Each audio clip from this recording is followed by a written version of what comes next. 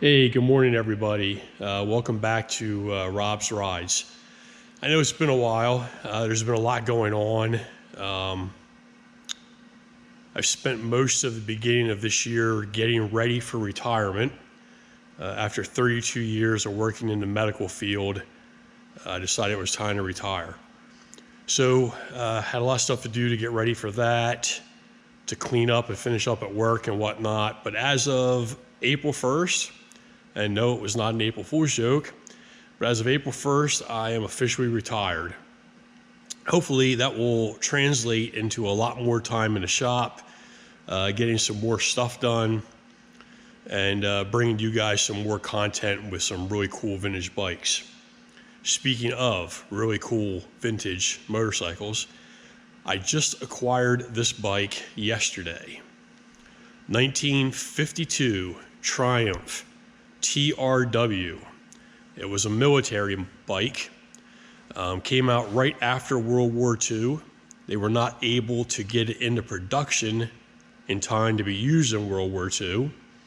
The Triumph factory was bombed and destroyed during World War II, so this bike never made it into production.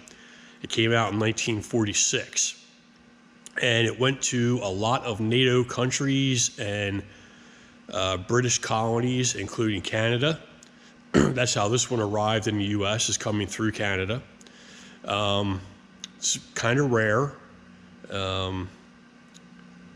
Very nicely outfitted this one is. I got this from an estate of a motorcycle collector who unfortunately passed away, and I was able to buy this bike. It's a 500cc flathead side valve engined.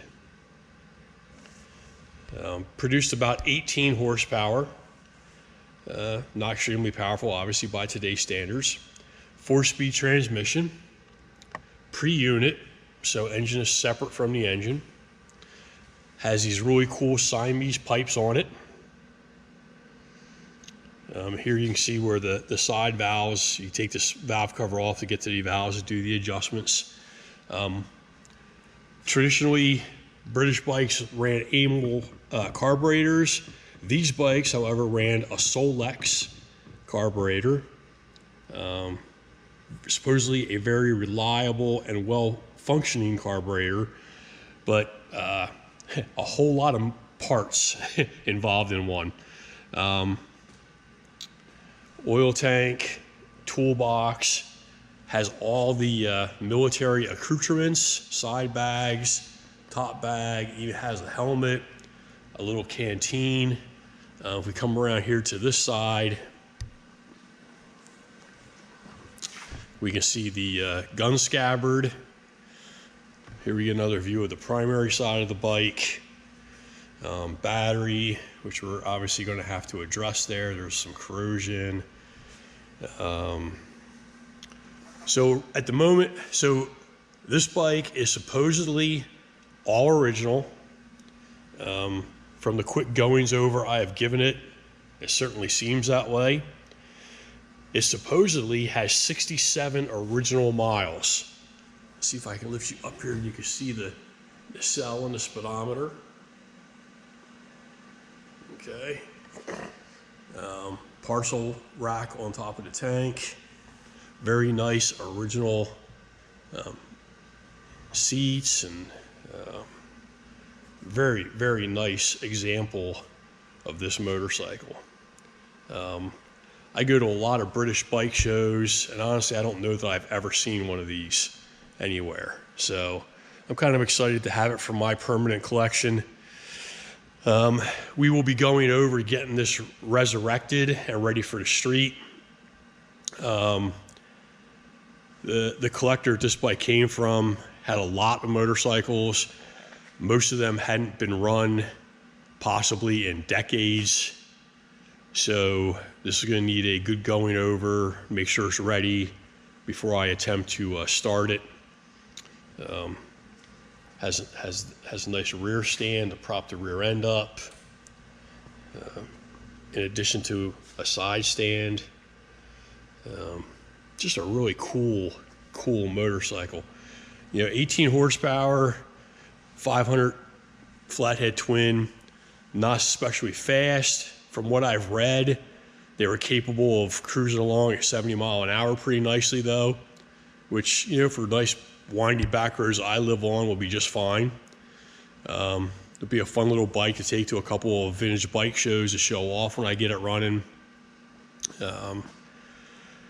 And as I go through things, I will certainly include you guys, and certainly when I get to the initial startup. Over first checkup, the inside of the fuel tank looks good. I checked inside the oil tank. There was next to no oil in it, just a tiny little bit of oil. So I wanted to make sure that it hadn't like wet sumped. So I dropped the skid plate hinges down, and I dropped the sump plate.